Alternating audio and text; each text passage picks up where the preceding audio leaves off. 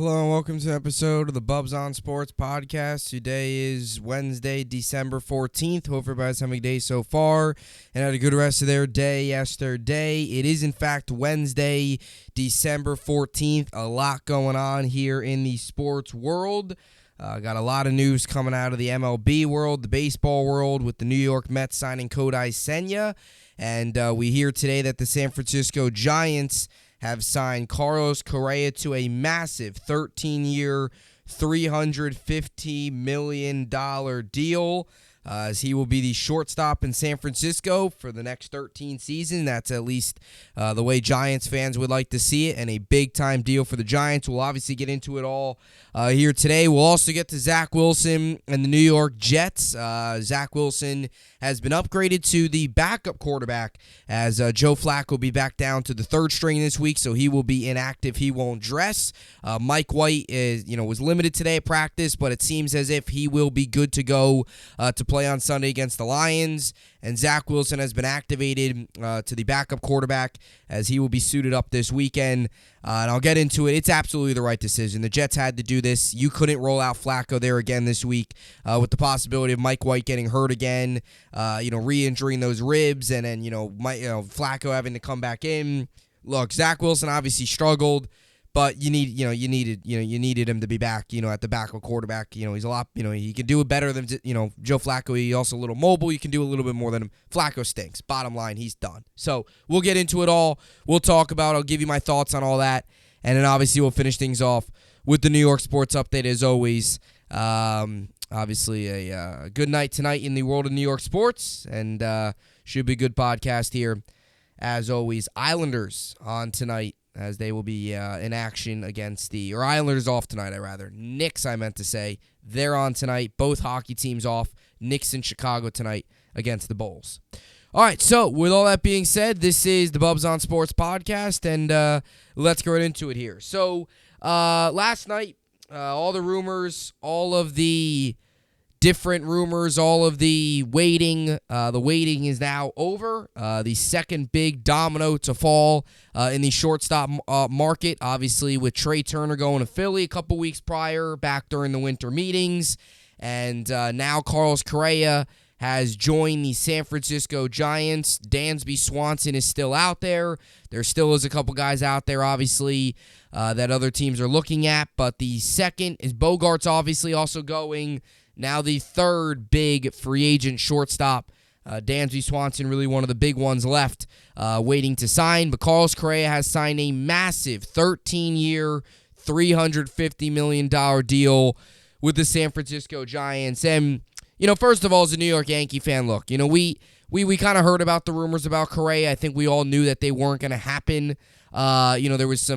There was some rumors that the Yankees were working on something big, and then you hear that it wasn't true, and then you hear, about yesterday that Michael Kay kind of said that, we weren't really in on him, and turns out that's the truth. And I'm not really surprised that the Yankees didn't go out for Correa. I don't really mind that they didn't go out for him. This is a big deal.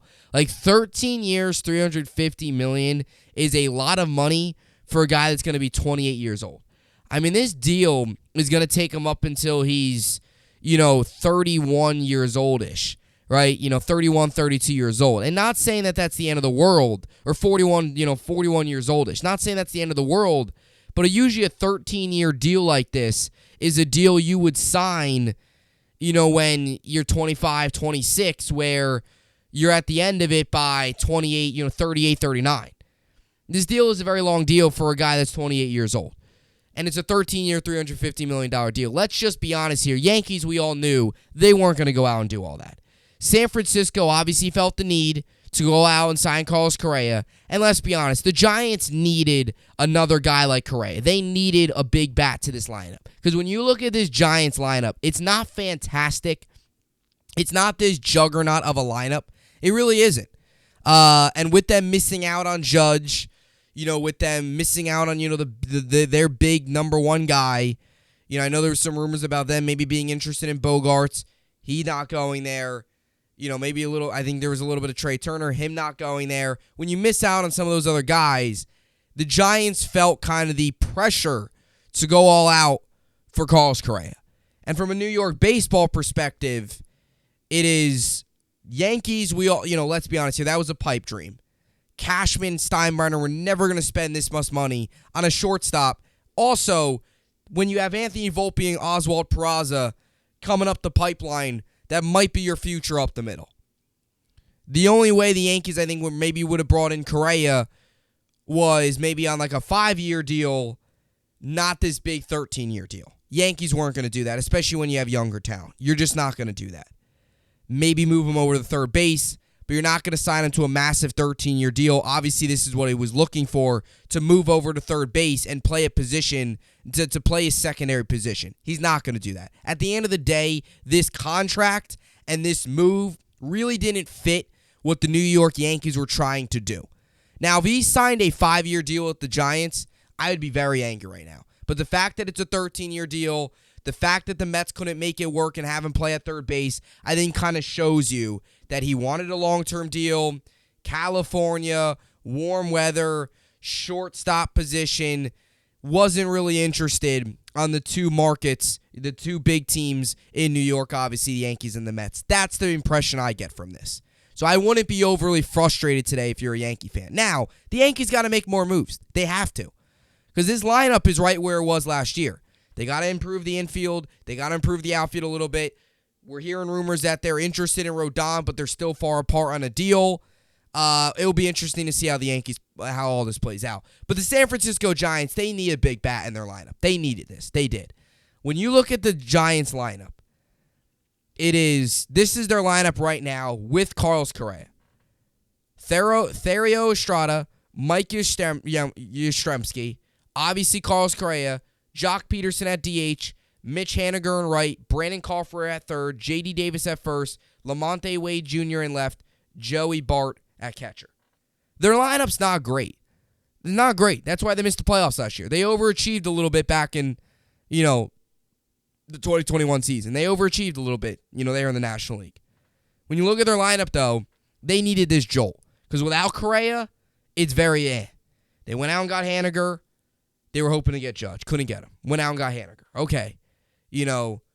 Pitching market, missed some of the bigger pitchers out there. You heard that I think they had shown some interest in, was it Verlander, I think, or was it DeGrom? I don't know if it was DeGrom. I don't know. They've shown a lot of interest in some of the big-time free agents this offseason, and they missed out on a lot of them. And that's why I think you found yourself in a deal where this is a long-term deal. They're committed to him for a long time. And this is exactly what Carlos Correa wanted. Went to Minnesota last season, took a short-term deal with them, knew that, he has an opt-out after year one. He opted out. Twins were involved, wanted to bring him back, but at the end of the day, he wants to cash in on a big-time deal. And if things play out the way they should, he'll be a Giant the rest of his career. When you look at this lineup, Correa is obviously the best guy in this lineup. Mitch Haniger's pretty solid. Yastrzemski's all right. Estrada, I like Estrada a lot from his days with the Yankees. Promising young player. Definitely has some potential. Brandon Crawford's okay, but he's another guy too that you're gonna have to look to replace. He's getting up there in age. A guy that's not nearly the same player he once was. J.D. Davis, Met fans know. Lamonte Wade Jr. Joey Bart, they're still looking for obviously a long-term deal. Obviously at the catcher spot since Posey retired. So this Giants lineup's okay. I still think they need to make another big-time move. I still think so. Or they play out this year, figure something out the trade deadline.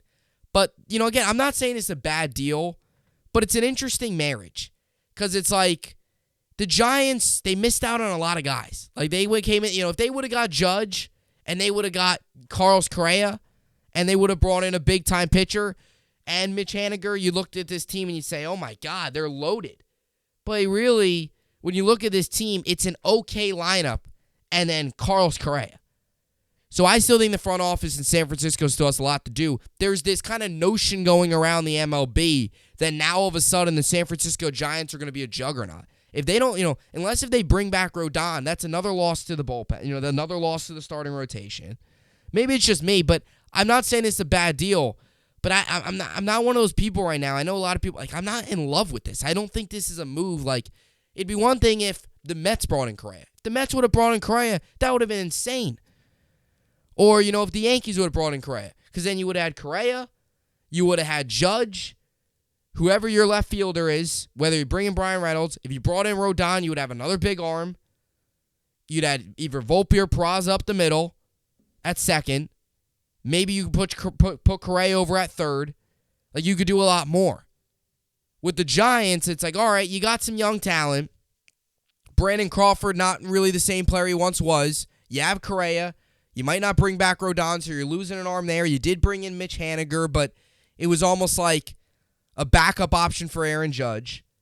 So an interesting offseason for San Francisco. An interesting move here. I'm not saying I hate it, but I don't think this is a move where the Giants are all of a sudden going to turn into these World Series contenders just because they went out and gave Carlos Correa a massive 13-year deal for a 28-year-old. Again, he's 28. He's still got a lot of years left. But 13-year deals, you're usually handing those out, usually to guys that are 26, 25 maybe. This will take him up until he's, 40, 41, 42-ish. So it's a very long-term deal. And the Giants obviously got to hope that he continues to give them the production that, no doubt, he's a very good player. He's going to give you the production. But is it enough? Is it enough for San Francisco? So it'll be interesting. This year he batted .291, 22 home runs, 64 RBIs, an .834 OPS. Throughout his career, obviously he's been a phenomenal player. Career .279 hitter. This season batted .291, which was the second highest batting average he's ever had in a year. The highest was back in 2017 when he batted .315.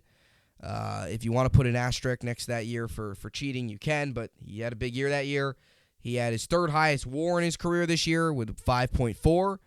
The second, the highest came in 2017 with 6.3, and 2016 with a 6.0. 152 hits. That was the third most he's had in a year. 2016 he had 158. 2021 he had 155. He didn't have a ton of RBIs this year. I think part of that was because the Twins just weren't as good. He just didn't have many runners on base. He didn't have many pieces around him in the lineup. He's a guy that can give you 80, 90 RBIs a season, but when you're on a team that doesn't get many runners on and you're on a non-playoff team, it's tough to get RBIs.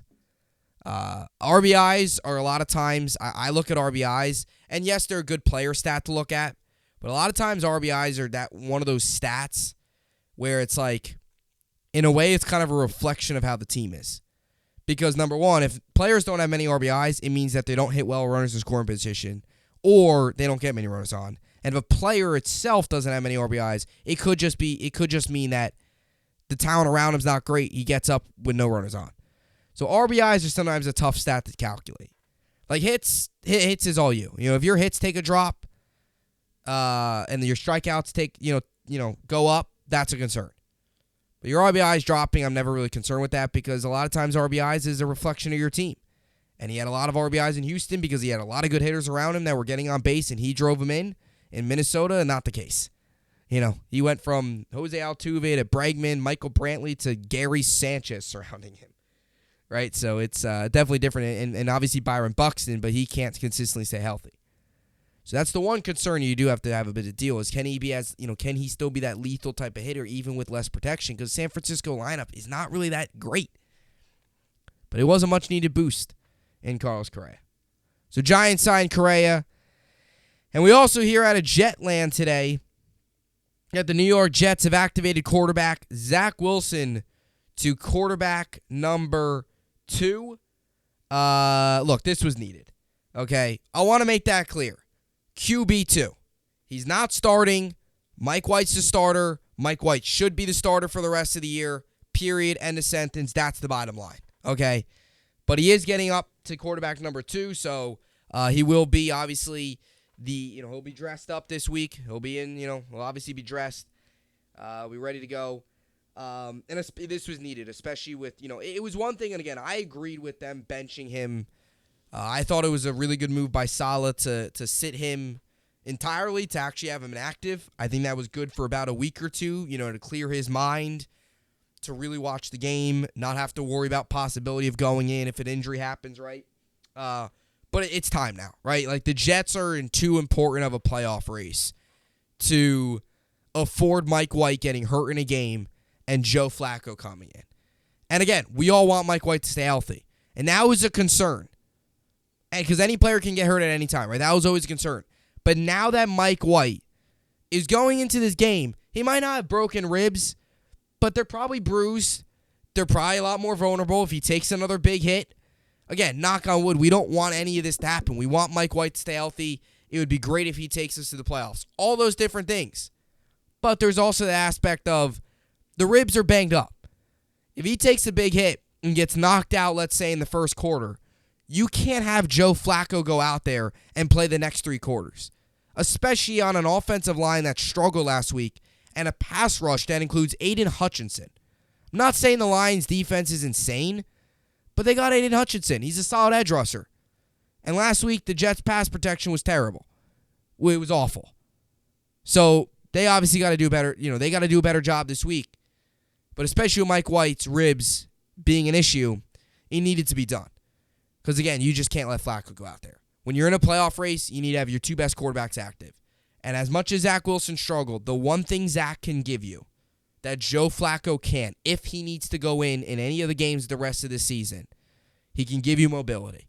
He can run out of the pocket. He's the most mobile quarterback on this team. He is. And that's something that's frustrating about Wilson. I hope that he learns a lot more about that coming up here, where hopefully he learned throughout this stretch, use your legs. Use your legs a lot more. Roll out of the pocket.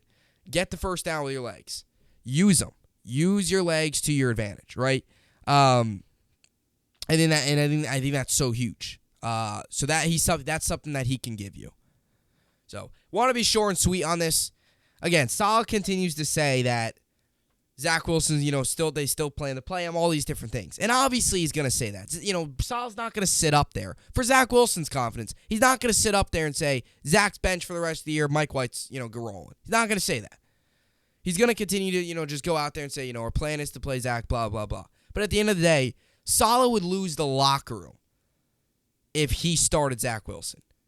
The only way Zach Wilson should start is if A, the Jets get eliminated, B, Mike White gets hurt and can't play 1 week, or C, I said start, so those are the only 2 ways, or C, to play if, obviously, Mike White can't go. Those are the only ways. Mike White's your quarterback.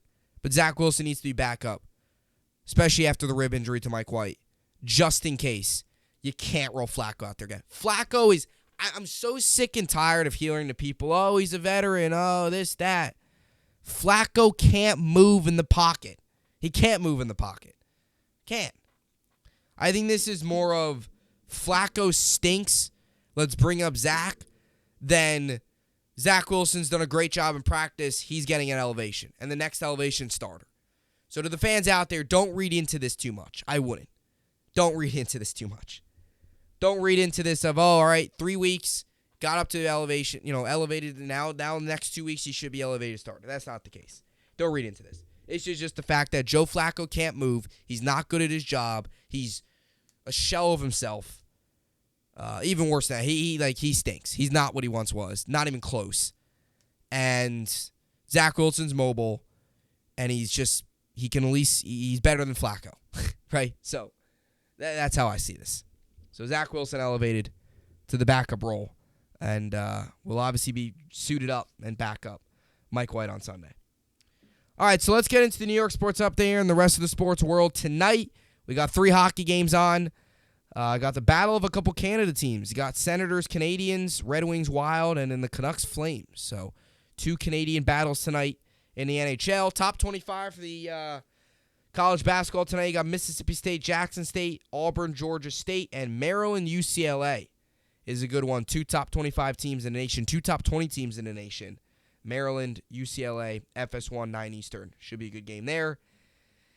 And as for the NBA tonight, you got the Hawks, Magic, Pistons, Hornets, Pacers, Warriors, Kings, Raptors, Bull, and Knicks. Jeez, I don't know what I said. Knicks visit the Bulls.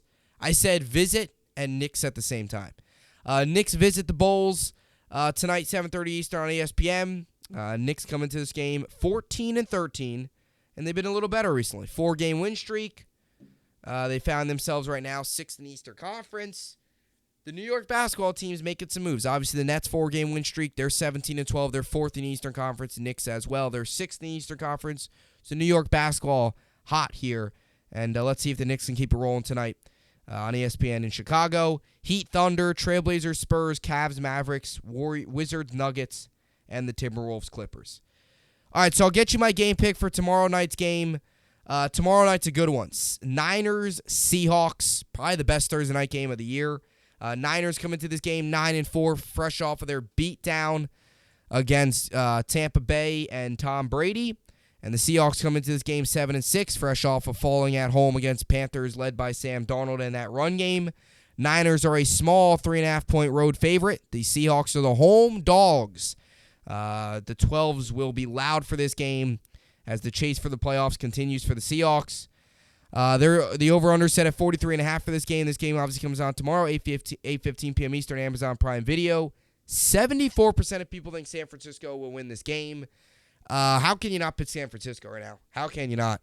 I like the matchup here with that run game. I know Deebo Samuel's going to be out. You're going to see a lot more Christian McCaffrey. Still got to get, obviously, Ayuk involved, tight ends involved. Brock Purdy's been amazing. I'm all aboard the Brock Purdy train. I like Christian McCaffrey a lot against the Seahawks rush defense. I know it's on the road. I know it's a young quarterback on the road, but he seems calm. He seems cool. He seems collected.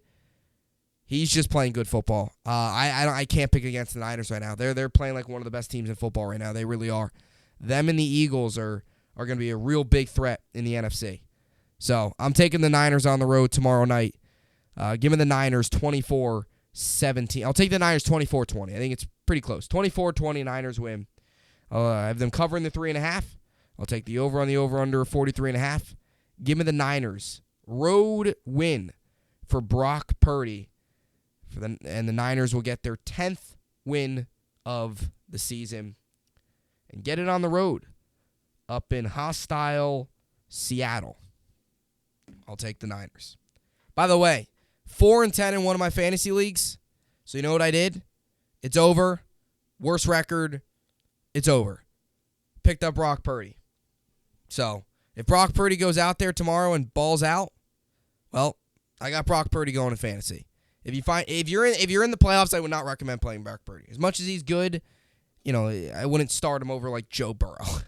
But if you're in the constellation bracket, which means nothing, unless if you're playing for like the tiebreaker for like last, if that's the case, play Brock Purdy. Pick him up. I highly recommend it. Him or Mike White. I think if you want to joke around a little bit, two good additions there. So anyway, that will do it. Does look like Kenneth Walker will play tomorrow, so that is a boost to the Seattle offense. Could use a little boost. They've been struggling a little bit recently, so we'll see. But as always, another good podcast in the books. Stay tuned. A lot more content coming, and should be good. So as always, hope you enjoyed it, and thanks for watching.